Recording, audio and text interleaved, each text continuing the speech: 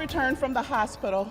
In my talking with the family and our injured deputy, I cannot begin to tell you the emotions that are going on right now. The Hennepin County Sheriff visibly shaken today during a press conference about a violent afternoon in Minnetonka that ended with one deputy shot, another injured, and a suspect dead. This all unfolded as law enforcement was attempting to serve a warrant around 11:20 this morning. We're told there is no longer a threat to the public, but it is still considered an active scene. Our Kaya Edwards was there. We're going to check in with her as part of our team coverage. Kaya? Good evening. Yes, a press conference just wrapped up over at City Hall with the Hennepin County Sheriff, the Minnetonka Police Chief, and the Superintendent of the Bureau of Criminal Apprehension, all providing an update. And the big takeaway, the new information that was confirmed, is that they said an armed individual did die on scene.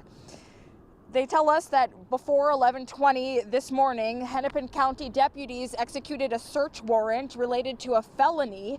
It's unclear who fired their weapons first, but they say one person fired at deputies and at least one deputy shot the armed person who is now deceased. Two deputies were hurt in this exchange with non-life-threatening injuries, though. But the sheriff for Hennepin County did say it's still serious, despite that non-life-threatening label. One of the deputies was treated on scene, did not need to go to the hospital. That deputy, we're told, was not shot and was a 21-year veteran of the force. One remains in the hospital tonight, and he has 8 years experience. Every single day, first responders are rushing to help others, helping to keep our communities safe. They do not deserve to be threatened. They do not deserve to be assaulted. They do not deserve to be killed for doing their job of trying to keep the community safe. Okay, so two deputies hurt, one of them shot, but both expected to survive. Out here, outside of Hennepin or HCMC Hospital, there was such a large officer presence throughout the afternoon today. We at one point counted a few dozen officers standing by as the situation inside the hospital unfolded, and we had the sheriff coming to visit the deputy inside the hospital. But right now, roads are back open. The officers who were here have left, and we'll send it back to you in the studio now. Oh, such an emotional day. Thank you so much, Kaya. Well, Chris Harapsky was in Minnetonka on the scene as a massive law enforcement support showed up in that neighborhood today. He continues our team coverage tonight. Chris?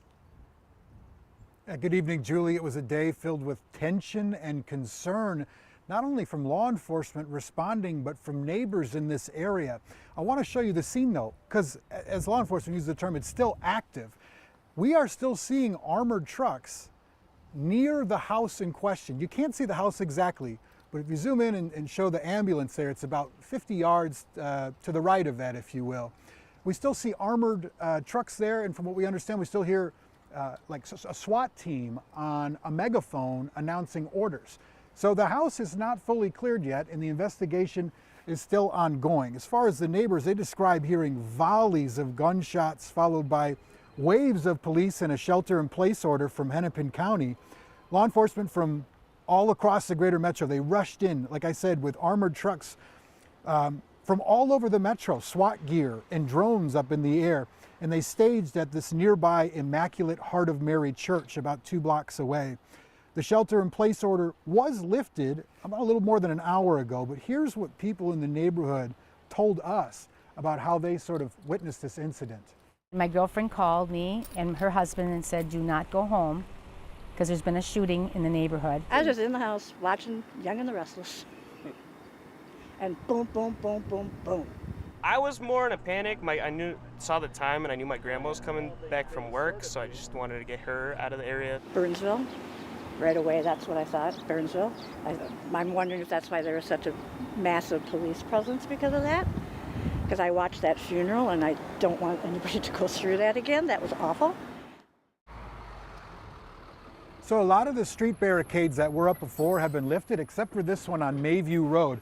not far from, like, some people can get back into their homes here, but anyone around the immediate area of that house is not being let through at this time. We'll keep watching it for you, though. Julie, back to you. All right. Thank you so much, Chris. And we'll continue following the active investigation. As Chris mentioned, we'll have updates online as well as our newscasts at 6, 6:30, and 10.